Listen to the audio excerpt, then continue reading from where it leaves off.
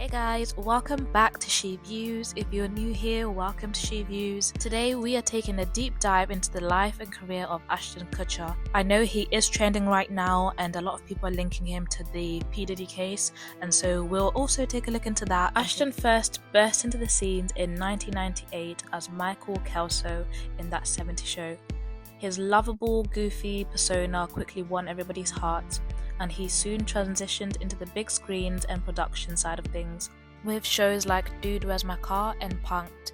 Now, I grew up watching Punk'd and I absolutely loved the show. Now, if you haven't watched Punk'd, it's basically a show where he pranked celebrities. For example, in one episode, Hugh Jackman is pranked into believing that he burnt down one of his friends' houses, and you could see the terror in his eyes. He looks very, very traumatized, but these were just one of the many pranks that Ashton Kutcher would carry out. Name, please?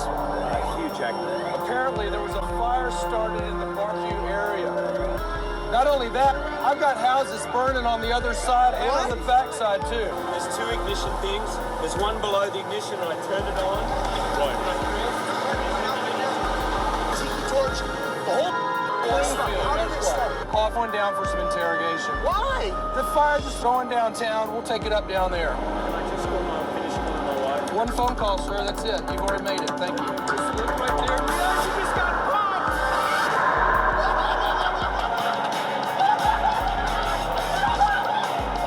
Now, a lot of Ashton's criticism began during his time at Punk'd. In one particular episode, he pranked his co-star from That 70s Show, Wilma, by pretending to destroy his priceless car. You're my girl, right? That's what you gonna do? Wanna do that like that? That's how you wanna do that? You want the most?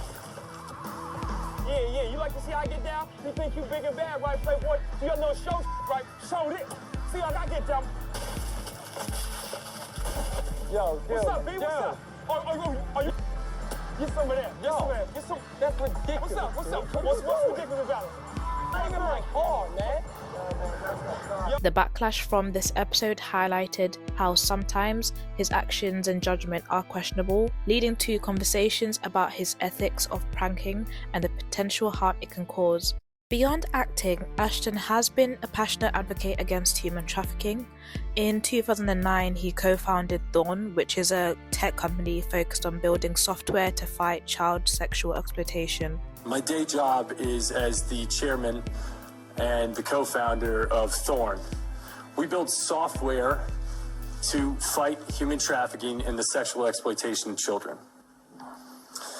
As part of my anti-trafficking work, I've met victims in Russia. I've met victims in India.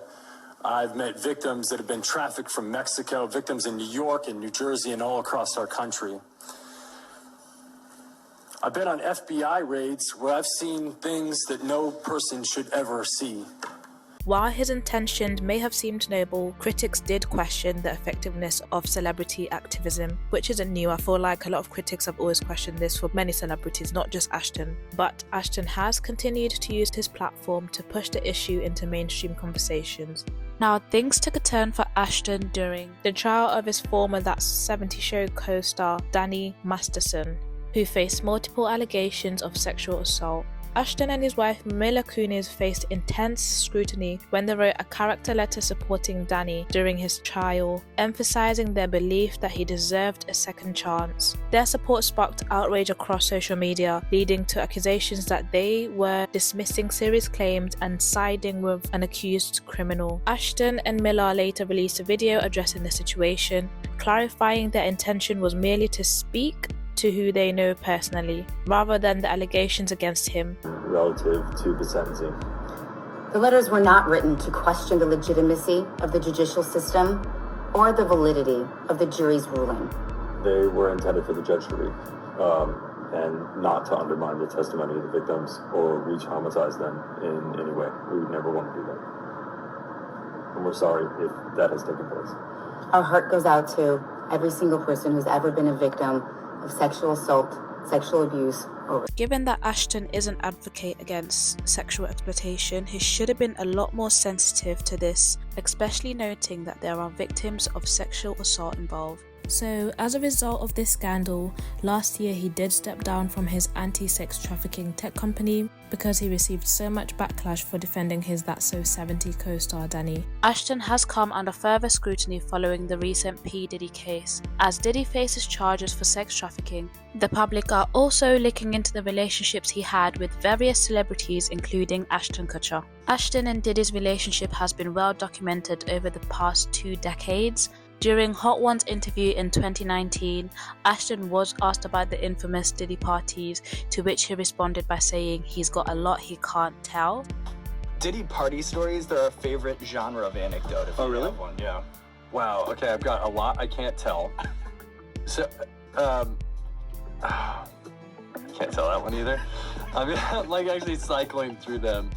There was one moment, so it's not really a party story, but our relationship was really bizarre. So it started over punked, because he was like, yo, don't punk you me. can't punk me. And I was like, I don't want to tell you, everybody's on the table. He's like, not me, I'm off the table.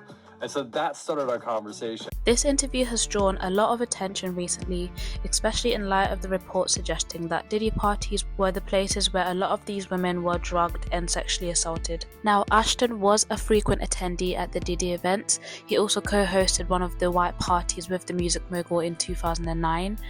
Does this mean that he is guilty by association? Well, we don't know, we'll just have to wait for the investigations to come out. In another interview in 2019, Ashton reflected on his friendship with P. Diddy while speaking to the show host James Gordon. He mentioned that they spend quite a lot of time together with P. Diddy, as well as advising young single men that there's no greater human being to spend time with than P. Diddy, insinuating that they were having quite a lot of fun together. Is this right? Ashton, you were instrumental in in Diddy getting into shape. Is this true? Explain. Okay. So we were spending a lot of time together. By the way, if you're a single man, like there's probably no greater human being in the world. This is 20 years ago, 19 years ago. Yeah. And so we were having a lot of fun together. Ashton's association with Diddy has raised eyebrows amongst many members of the public, and as a result, we've seen that his reputation has faced significant damage. Many fans expressed their disappointment and anger, noting that their support for him has wavered due to these controversies, and it raises the question, can we separate the artists from their work when they are involved in problematic behaviours, and are celebrities guilty by association? Ashton remains a very complicated figure in Hollywood. Whilst he continues to fight for causes he believes in, he is also learning the hard ways about ramifications of his choices. His journey is a reminder that even the most beloved celebrities aren't immune to controversy. As fans, it's also up to us to engage critically with their stories and understand that our idols are complex individuals grappling with personal and public challenges. Thanks for joining us on this deep dive into Ashton Kutcher's life and controversy. What do you guys think? Can he bounce back from this? Let us know in the comments below, and don't forget to like, subscribe and follow. Thank you. See you next time. Bye. Ashton Kutcher get his start. I was in a bar in Iowa and somebody asked me if I'd ever thought about being a model, and I said no, I've thought about being an actor.